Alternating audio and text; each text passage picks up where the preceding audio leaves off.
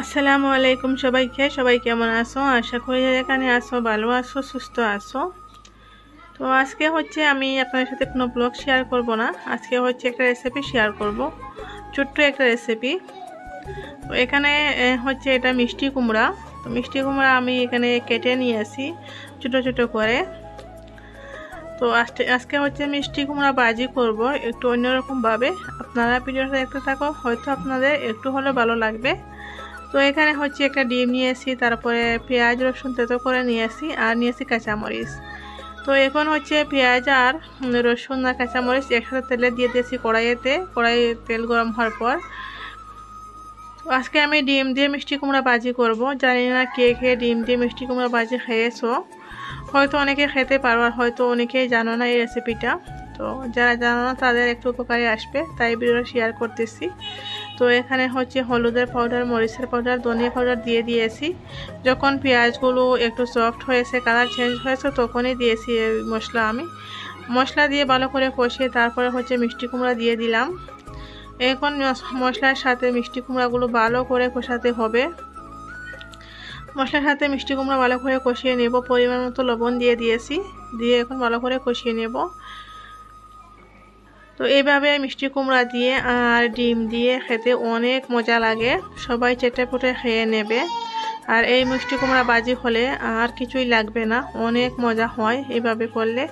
আপনারা যারা এইভাবে খাওনি একবার হলে ট্রাই করে দেখবেন কতটা মজা হয়। যখন বানিয়ে খাবেন তখন বুঝতে পারবেন যে কত মজা হয় এভাবে খেলে। তো আমি ভালো করে নেড়ে ছেড়ে মশলার সাথে কষিয়ে তারপরে কিছুক্ষণ ঢাকনা দিয়ে রেখে দিয়েছিলাম। এখন আবার ঢাকনা সরিয়ে আর একটু নেড়ে ছেড়ে দিচ্ছি। আর এই মিষ্টি কুমড়া ভাজিতে কোনো পানি ইউজ করব না, এমনিতেই একটু একটু করে গ্যাসের ফ্লেম মিডিয়াম করে এটা ভাজি করতে হবে। তো এটা 50% সিদ্ধ হয়ে গেছে, আর একটু ঢাকনা দিয়ে রাখলে হয়ে যাবে। আর আজকের ভিডিওটা হচ্ছে বেশি লম্বা নয়, আশা করি সবাই ফুল ওয়াচ করে কমেন্ট করবেন। আর ভালো লাগে কিনা কমেন্ট করে অবশ্যই জানাবেন। এভাবে কেউ খেয়েছে কি না বলি, আমাকে কমেন্টের মাধ্যমে জানিও। আর রেসিপিটা কেমন লাগলো সেটা বলিও। যদি ভিডিওটা একটু ভালো লাগে তাহলে ভিডিওটাতে একটা লাইক দিয়ে দিবেন। আমার চ্যানেলে নতুন হলে চ্যানেলটাকে সাবস্ক্রাইব করে নেবেন। আর যারা এই কাজটি করে নিয়েছো তাদেরকে বলি আমার কমিউনিটিতে একটা লেটার দিয়ে দিও, তাহলে ব্যক্তিতে সুবিধা হবে। তো এখানে হচ্ছে আমি ডিমটা দিয়ে দিয়েছি। যখন এই মিষ্টি কুমড়া পুরোপুরি সিদ্ধ হয়ে গেছে তখন ডিমটা দিতে হবে। তো এখন আমি ডিমটা দিয়ে দিয়েছি, দিয়ে ভালো করে নেড়ে ছেড়ে নিচ্ছি।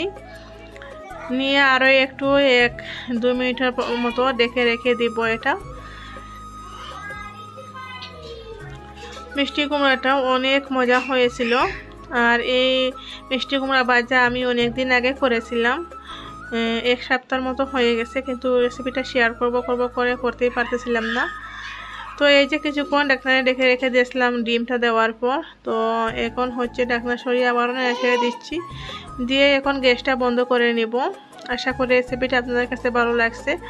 আর হচ্ছে আমি যখন বয়ে আসতেছি তখন বাহিরে বাচ্চারা খেলাধুলা করতেছিল রোডে। তো রোডের পাশেই হচ্ছে আমাদের রুম। তো বাহিরে খেলাধুলা করতেছিল, হয়তো ওদের একটু সাউন্ড আসতে পারে।